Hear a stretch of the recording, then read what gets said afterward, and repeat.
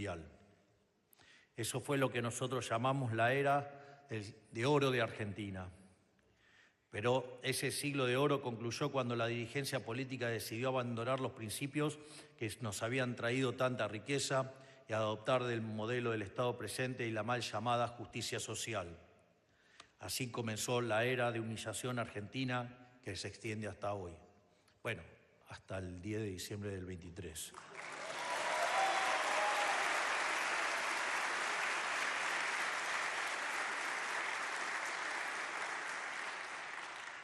En nombre de la justicia y la igualdad, tuvimos un Estado omnipresente, controlador y opresivo que se arrogó el derecho de robarle a uno para darles a otros, de acuerdo al capricho del burócrata de turno.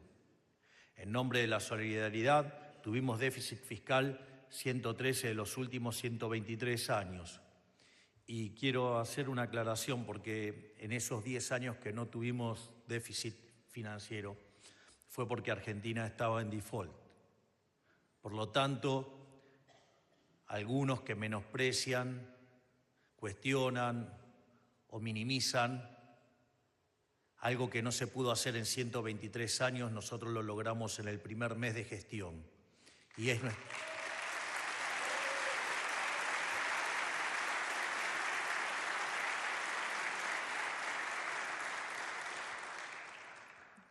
es nuestro compromiso seguir manteniéndolo.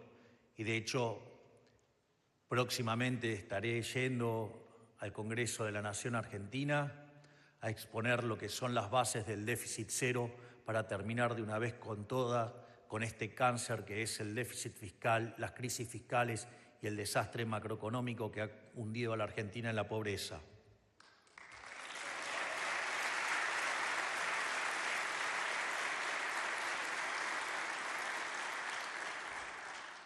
En este contexto de tanto déficit fiscal, en estos últimos 123 años, se castigó a los creadores de riqueza con impuestos impagables y se los condenó públicamente como villanos.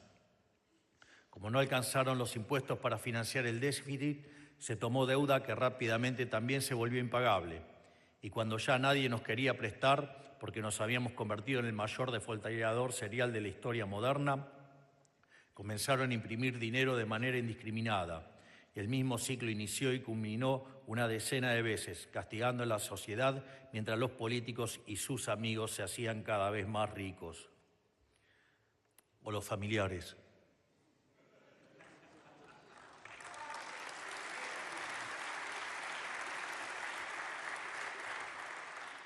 Por 100 años nos desviaron de la vía del progreso por el que el resto del mundo libre siguió avanzando.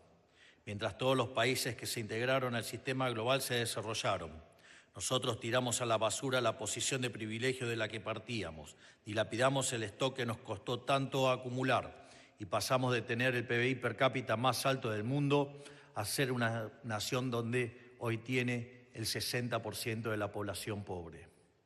Y todo esto se hizo con un solo objetivo: transferir riqueza de la sociedad toda a los políticos de turno y su clientela. Eso es lo que denominamos el partido del Estado. Para entender de qué hablo cuando me refiero al partido del Estado, tenemos que separar a la población en dos grandes grupos: los pagadores de impuestos y los consumidores de impuestos.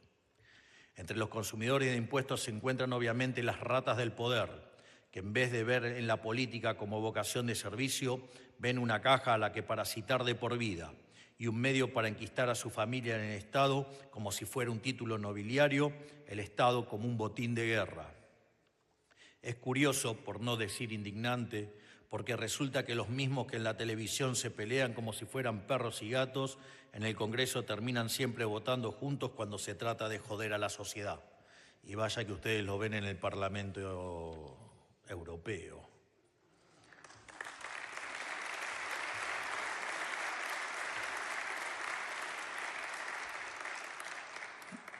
Es una regla tácita de la política argentina de los últimos años.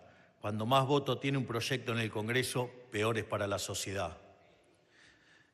Pero el problema no se detiene en ellos, sino que abarca a todos los que reciben plata y favores del Estado, como contraprestación por defender con uñas y dientes el statu quo en lugar de defender los intereses de la población, que es la que realmente llega y paga, digamos, con sus impuestos.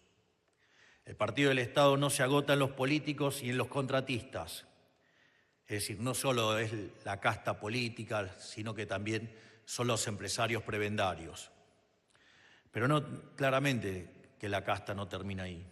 En esta larga lista podemos encontrar a los periodistas y a los medios de comunicación, que hoy son poco más que un servicio de propaganda en venta al mejor postor. Podemos encontrar a los sindicalistas que entregan a los trabajadores a cambio de prebendas, a los gerentes de la pobreza, quienes administran asistencia social de los más vulnerables y los obligan a marchar contra sus propios intereses bajo la amenaza de cortarles el plan, o los supuestos científicos e intelectuales que creen tener una titulación académica los vuelve seres superiores y por ende todos debemos subsidiarles la vocación. Si tan útiles creen que son sus investigaciones, los invito a salir al mercado como cualquier hijo del vecino. Investiguen, publiquen un libro y vean si la gente le interesa o no, en lugar de esconderse canallescamente detrás de la fuerza coactiva del Estado. También podemos hablar de los artistas amigos del régimen, que reciben cuantiosas sumas de dinero para ir a dar recitales para 30 personas y sacarse fotos con el intendente y el gobernador. Muy interesante, días atrás, el cantante de Los Ratones Paranoicos, Juanse, señalaba que si bien él originalmente tenía una posición favorable al Estado, había visto que las cosas, algo que estaba oliendo podrido, porque decía, no puede ser que vayas a dar un recital a Caleta Olivia con 50 personas y cobres como si estuvieras llenando el Madison Square Garden. Entonces, en ese sentido, me parece que hay que ver cuándo, digamos, las retribuciones que están cobrando esos artistas las pueden validar a mercado, porque si no, claramente es una estafa. Lógicamente, como parte de su circo irrisorio, tienen que recurrir a sofismas del estilo de que esos recitales son gratis, pero como aprendimos de Milton Friedman, no hay tal cosa como un almuerzo gratis. Esa frase, además de Milton Friedman, en realidad tiene que ver con su origen judío. Digamos, Milton Friedman era un judío polaco, y básicamente lo que hace es referencia a la salida del pueblo hebreo de Egipto, y que tiene que ver con que el pescado gratis, básicamente, los retrotraía a Egipto. Es decir, en Egipto el pescado era gratis, pero no era gratis, porque a cambio de eso se perdía la libertad. Y esa lucha sigue siendo, digamos, la lucha que hoy persiste en nuestros días.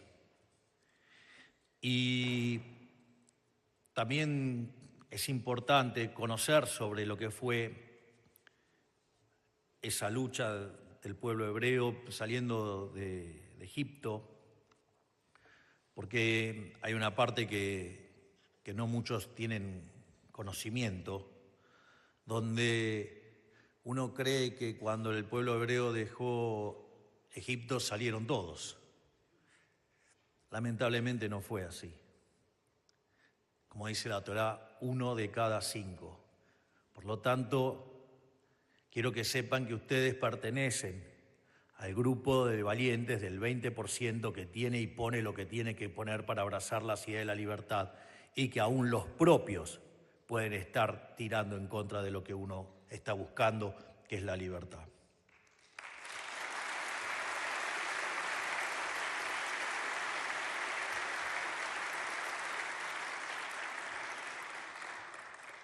Volviendo a la lógica del discurso, también podemos hablar de los proveedores de servicios de un sistema decrépito que subsidia la oferta en lugar de la demanda. De esta manera, lo único que se logra es destrozar por completo la competencia, garantizando monopolios de amigos que brindan servicios de calidad paupérrima sin temor alguno a perder su clientela. Son muchos los mecanismos mediante los cuales se terminó montando una especie de apartheid democrático, en el que los políticos, sus amigos, socios, proveedores y clientes viven vidas paralelas al común de la sociedad, ajenos a la mayoría de sus problemas y gozando de los múltiples privilegios que disfrazan de derechos. Y todo esto a expensas del sudor y la obediencia de los ciudadanos desamparados, que no tenían una silla en la mesa del poder y tienen que financiar mediante coacción una fiesta a la que nunca fueron invitados. Tiene que entenderse de una vez que el sistema de privilegios de la política y el empobrecimiento del resto de la sociedad son las dos caras de la misma moneda.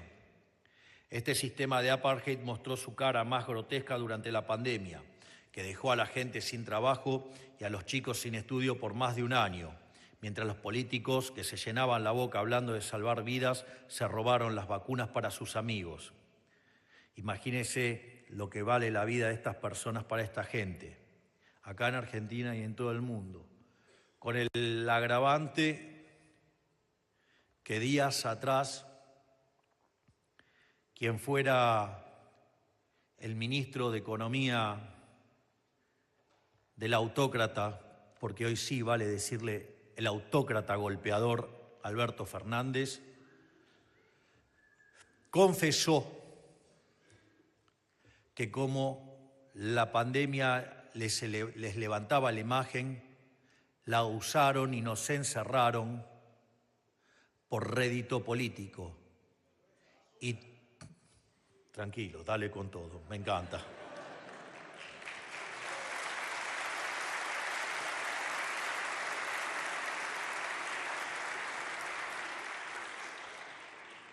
Yo esto lo recuerdo como un evento muy interesante. Yo recuerdo que por esa fecha publiqué probablemente uno de los que han sido mis mejores libros, que se llama Pandenomics. Y una de las cosas que uno notaba cuando miraba los números era que si Argentina hubiera hecho las cosas como un país mediocre, deberían haber muerto por el COVID 30.000 personas, 30.000 de verdad.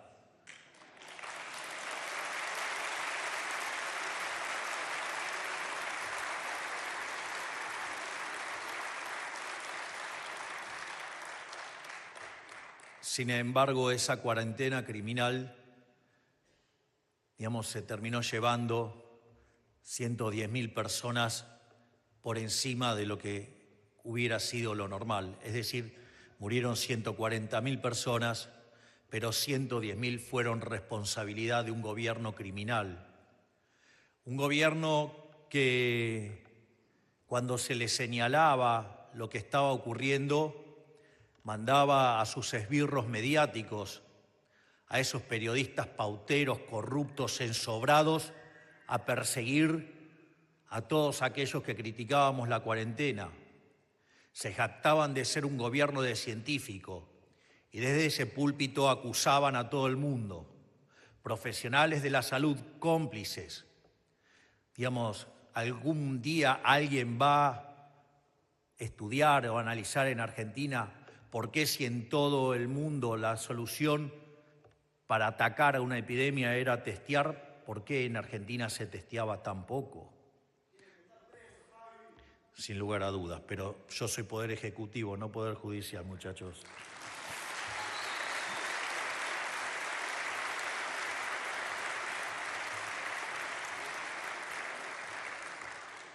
Y también son cómplices de estos los periodistas, que tanto festejaban el Estado presente, que tanto festejaban el quédate en casa, digamos, o esos delincuentes que andaban con una remera que decía la Pedro Can, que era el líder de la infectocracia y nos encerraba a todos brutalmente.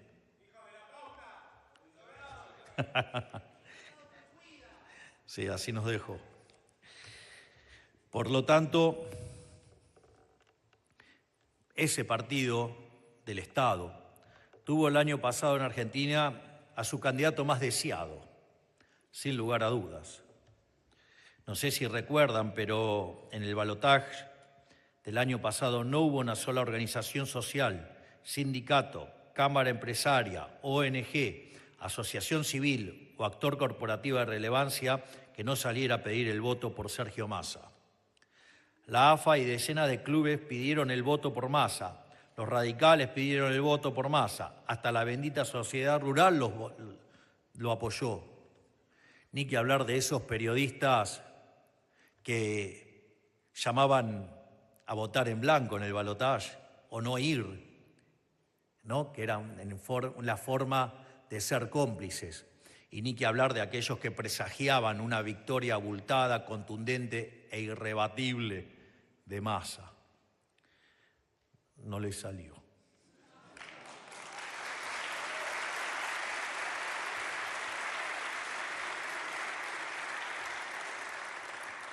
Porque, en definitiva, Massa era eso, era el candidato del Partido del Estado. El candidato de todos y cada uno de los que tienen algo que perder si este sistema podrido que le arruina la vida a los argentinos cambia.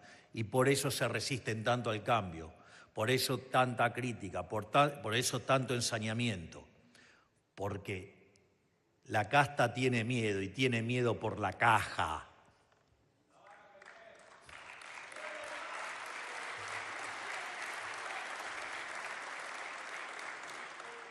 Pero también ese candidato era el candidato de los cobardes, que preferían una servidumbre tranquila antes que una libertad peligrosa, que seguramente les iría mejor con el modelo de la libertad, pero fueron paralizados por el riesgo que siempre conlleva el cambio.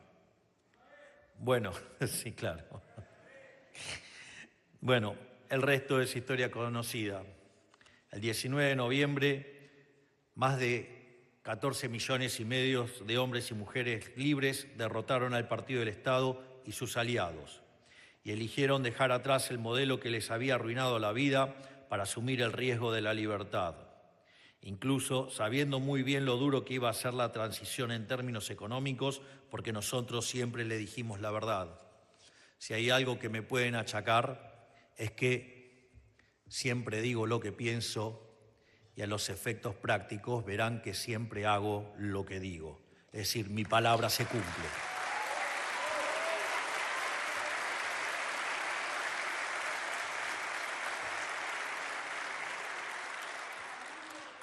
Y lo importante es que tengamos claro que fue tan solo la primera victoria en una guerra que es mucho más larga, porque tuvimos que desactivar la hiperinflación plantada que iba en dirección al 17.000% anual. Tuvimos que sanear el balance de un banco central destrozado que estaba avanzado sobre los depósitos de la gente, equilibrar un déficit fiscal consolidado de 15 puntos del PBI y darle respuesta a un cuadro de deuda leonino todo al mismo tiempo. Aviso que si me pongo a hacer toda la descripción se me va una hora y no quiero arruinarles el día con una exposición tan extensa. Porque a través del DNU 70, la ley base e infinitas medidas cotidianas, estamos llevando a cabo las reformas estructurales en materia fiscal, tributaria, laboral, burocrática y desde regulación económica más grande de la historia, sin las cuales no podría haber recuperación económica posible. En este sentido, quiero decirles que la reforma estructural más grande que se hizo en la Argentina fue la que se hizo durante el gobierno de Carlos Saúl Menem a inicios de los 90.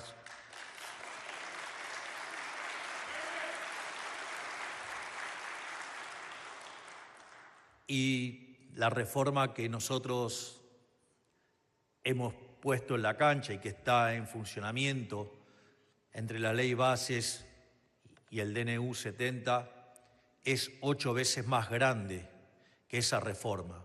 Por lo tanto,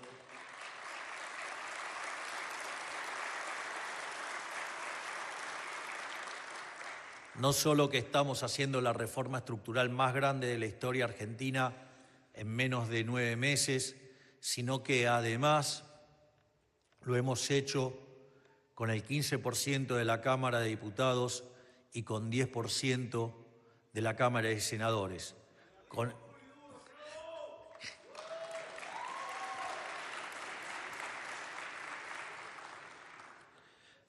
Por lo tanto, quiero que sepan que estamos comprometidos a hacer el mejor gobierno de la historia y vaya que con lo que hemos hecho ya hemos dado más que prueba suficiente.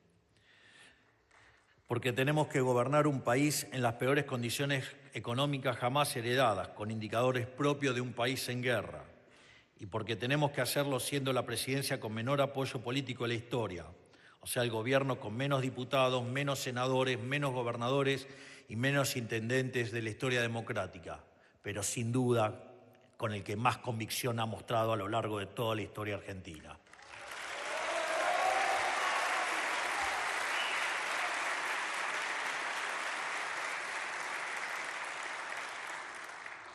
Y hoy, habiendo controlado la inflación, ya que se encuentra en un sendero descendente, habiendo frenado el dólar, habiendo logrado el superávit fiscal y comercial sostenido por primera vez en 20 años y habiendo atraído inversiones por más de 50.000 millones de dólares, lo estamos haciendo. Habiendo hecho todo esto, aún así la gran mayoría de la política, del periodismo, las asociaciones civiles y demás actores corporativos ponen el grito en el cielo y nos llaman insensibles y crueles, y lo hacen en nombre de los pobres, mientras al mismo tiempo ponen palos en la rueda deseando que todo estalle. Pareciera que no supieran que el mejor programa social de asistencia a los más vulnerables es exterminar la inflación.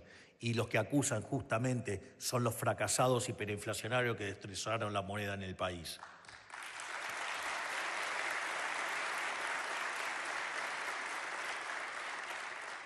Por eso, acá quiero ser muy claro con algo. El Partido del Estado conoce bien la gravedad del cuadro heredado. Incluso los analfabetos económicos comprenden que los recursos son finitos. Ellos saben perfectamente bien que si se aplicaran los aumentos del gasto que ellos reclaman, romperían la estabilidad económica por la que todos los argentinos nos hemos esforzado tanto, porque esto que hemos logrado es un esfuerzo de todos los argentinos y por ende debemos cuidarlo con uñas y dientes contra los degenerados fiscales que intentan romper y destrozar a la sociedad.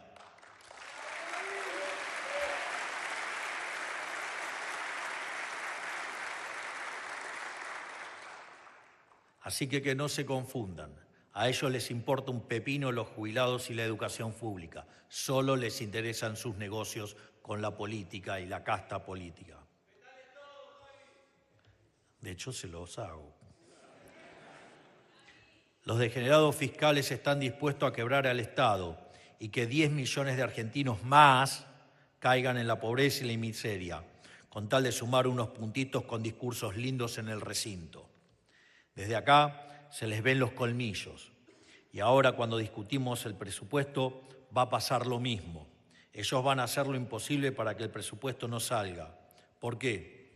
Porque un presupuesto liberal y austero significa el fin de miles de curros. Y como son el partido del Estado, necesitan mantener vivo el modelo del Estado presente porque es lo que les da de comer. No les importa que el costo de sostener ese Estado infantiásico y voraz lo pague la gente con el sudor de su frente. Y les digo más, ellos necesitan que el modelo de la libertad fracase en toda línea. Porque si nos va bien, cuando la actividad repunte y los argentinos de a pie se puedan valer por sus propios medios sin recibir ayuda de la política, ¿qué van a hacer entonces?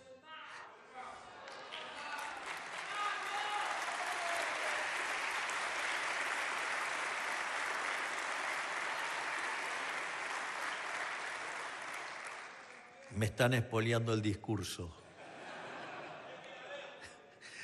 Digo, justamente no vuelven más porque nadie va a necesitar de los políticos. Y no hay nada que les moleste más en la vida a un político que un trabajador que no los necesita. Por eso, el único juego de la oposición es boicotear nuestro programa económico y no les importa cargarse a la gente en el camino. Bueno, ¿saben qué? Vengan. Nosotros estamos dispuestos a morir con las botas puestas.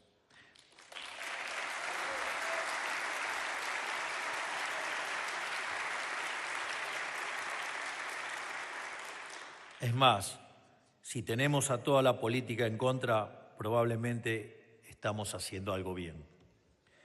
En definitiva, mi mensaje al mundo libre es el que nosotros conocemos las consecuencias últimas de a dónde lleva el camino de servidumbre. Lo hemos vivido y padecido durante décadas y estamos viviendo hoy, todos los días en carne propia, lo difícil que es salir y retomar la senda de la libertad.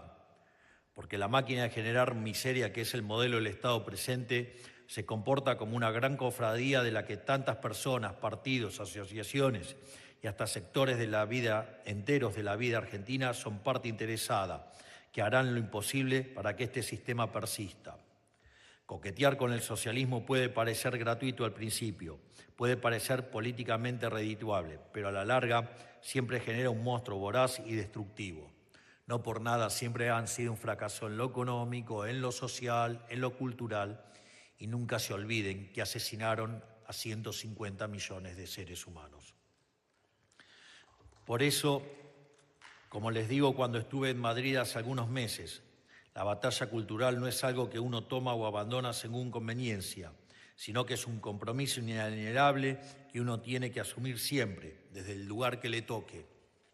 No importa si uno es un laburante, un estudiante, un emprendedor, un conferencista como era yo hasta hace pocos años, o un presidente como me toca ser hoy.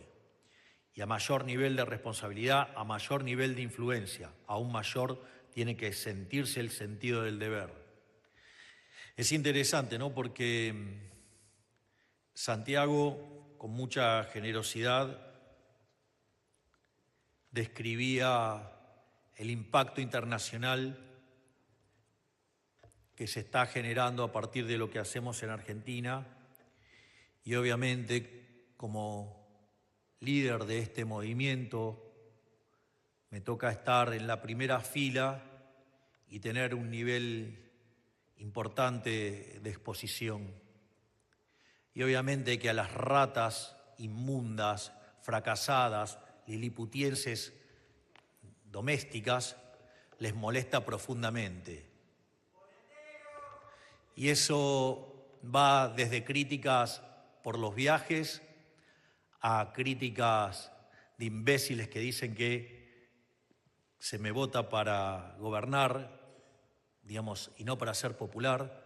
Habría que contarle que la inflación del 17.000 está bajando a niveles del 35 y que si limpian la inflación inducida van a niveles del 5 o 6% anual, o haber logrado el superávit fiscal, digamos, algo que nadie logró en los últimos 123 años, o, digamos, limpiar el balance del Banco Central en 7 meses cuando todo el mundo creía que era imposible, o hacer la reforma estructural más grande de la historia. Es decir, no solo estoy poniendo a la Argentina al tope mundial, siendo uno de los 2 políticos más conocidos del mundo junto a Donald Trump, sino que además estoy haciendo el mejor gobierno de la historia argentina.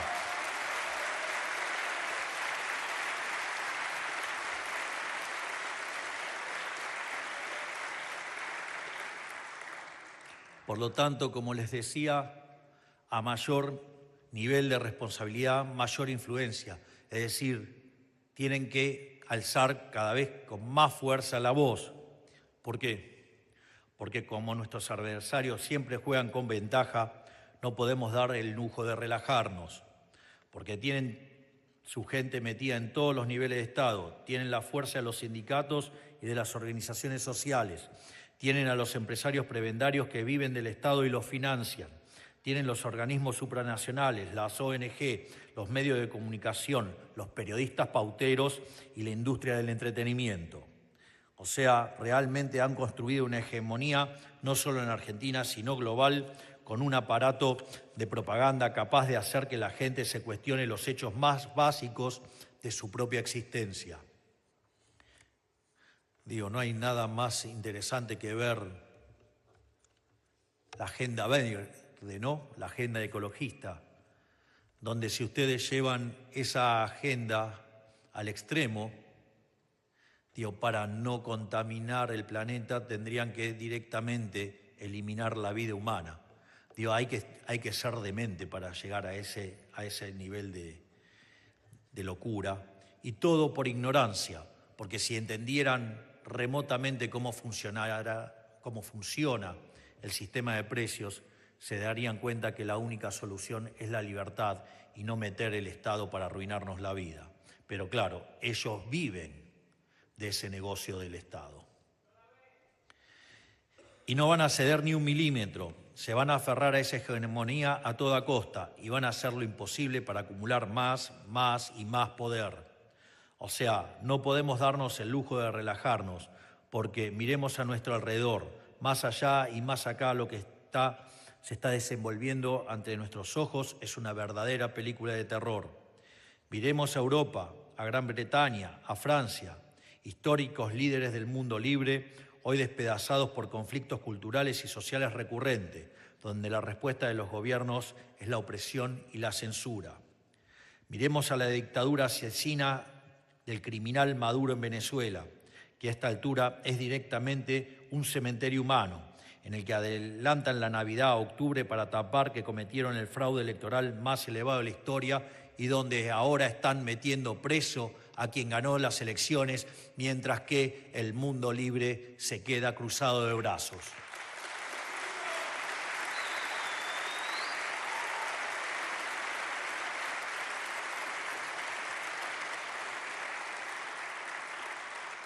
Hay que entender de una vez por todas que para que el mal triunfe solo basta con que los justos no hagan nada. Con esas posiciones tibias, políticamente correctas, o los imbéciles del centrismo bien pensante, lo único que logran es que el zurderío inmundo nos lleve por delante. Es más, todavía hay degenerados en la Argentina que tienen nostalgia por la revolución bolivariana. Y por último, miremos a Brasil, donde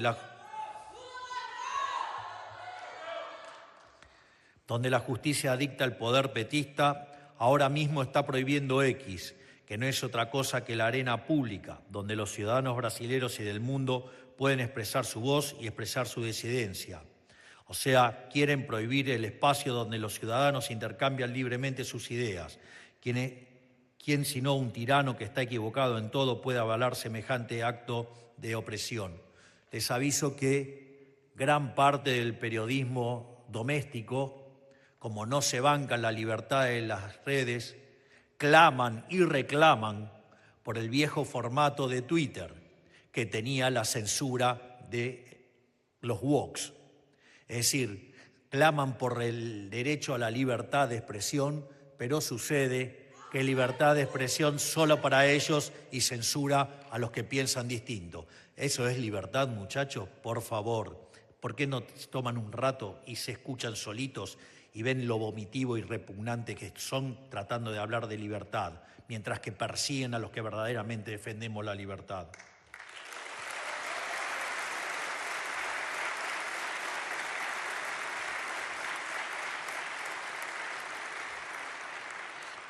Es más, y si a algún caído del catre todavía le sorprende que tantos periodistas, que son los supuestos paladines de la libertad de expresión, defienden semejante guarangada, yo les digo que ahí no hay ninguna sorpresa.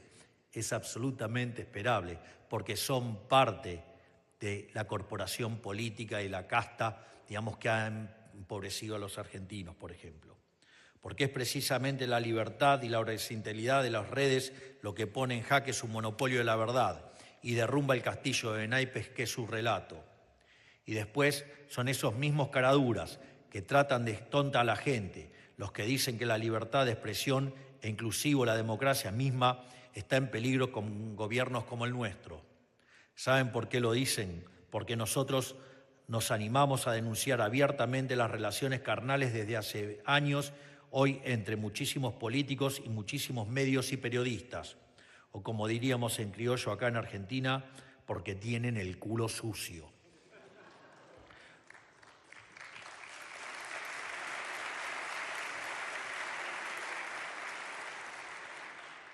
Por eso es que no hay que abandonar nunca la batalla, hay que darla siempre, desde el lugar en el que estamos, sin cuartel, y aunque nos cueste la vida.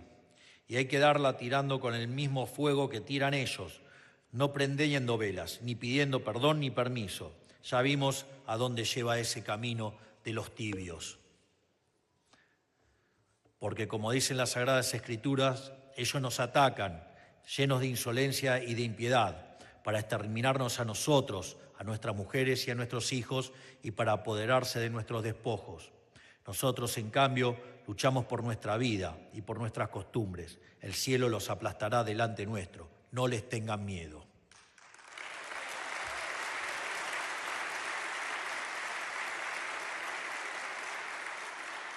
Todo esto no es otra cosa que un gran recordatorio de lo frágil que es la libertad y de las consecuencias de perderla.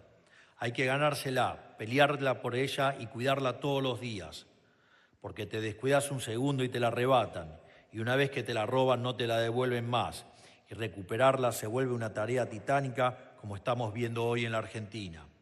Como decía Thomas Jefferson, el precio de la libertad es la eterna vigilancia.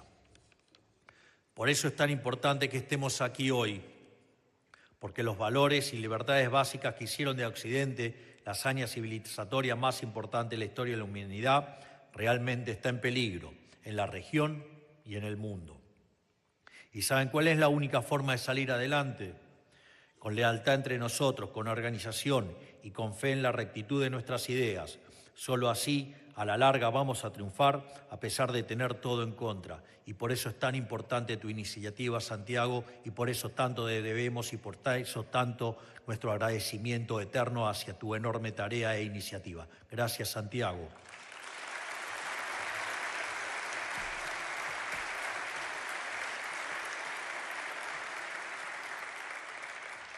A su vez, esta semana coincide con la Parashá Shofetim, en el calendario de lecturas de las Sagradas Escrituras, y hay dos enseñanzas importantes que nos deja ese texto. La importancia de perseguir la justicia como condición básica para una sociedad civilizada, pero la justicia de verdad, la imparcial, no la mal llamada justicia social que administran con capricho los tiranos. Y a su vez, la noción de que cuando uno sale de la guerra solo podrá tener éxito si va con fe. Aquel que carece de fe tendrá miedo y quien tiene miedo nunca podrá estar a la altura de lo que la lucha demanda. Nadie puede luchar bien si no tiene fe. Y vaya que nosotros sí la tenemos y vamos a dar la batalla y además la estamos ganando.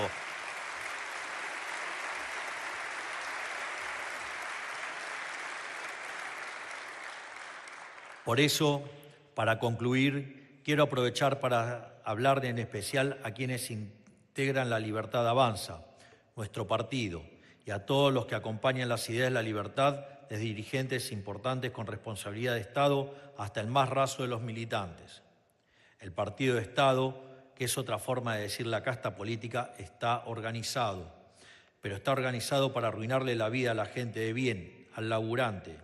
La única manera de presentarles batalla es con organización y disciplina de nuestro lado. Por eso no nos podemos dar el lujo de la dispersión ni de las peleas intestinas. Solo estando juntos podemos ser fuertes. Solo siendo leales de militante a militante y ayudándonos entre nosotros podemos defender a los argentinos de las garras del poder permanente. Trabajamos al servicio de una causa noble, verdadera y común, que es tanto más grande que cada uno de nosotros. Una causa por la que vale la pena dejar la vida. Solo abandonando nuestras aspiraciones personales podemos estar a la altura de lo que esta causa nos exige. No hay lugar para ambiciones personales. Solo así podemos ser fieles servidores de los millones de argentinos que confiaron en nosotros. Los millones que tuvieron la valentía de volver a confiar en que tener una vida mejor es posible. No les podemos fallar.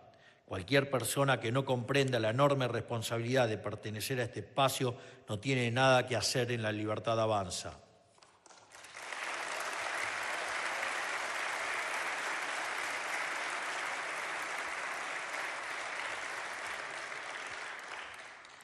Quienes sí lo comprendemos, le decimos a los argentinos que no teman, porque nuestra fe es tan grande como el desafío que tenemos por delante. Y porque estamos dispuestos a sacrificarlo todo, a perderlo todo, con tal de dar vuelta a esta página siniestra de la historia. Con tal de cerrar una vez y para siempre la tragedia que fue esta última era de humillación argentina. Para así poder inaugurar un nuevo ciclo de oro que restaure a la nación argentina como el faro del mundo libre que supo ser. Aunque el partido del Estado haga lo imposible por evitarlo, aunque hagan lo imposible para aferrarse a este modelo que solo trajo miseria, la Argentina será libre. Los argentinos seremos libres y la libertad nos hará prósperos, porque no importa la cantidad de soldados, nunca importó. Ya lo hemos demostrado una y otra vez y lo demostraremos las veces que haga falta. Lo único que importa son las fuerzas que vienen del cielo. ¡Viva la libertad, carajo! ¡Viva la libertad, carajo! ¡Viva la libertad, carajo! Muchas gracias a todos. Han sido las palabras del señor presidente de la Nación, doctor Javier Milei.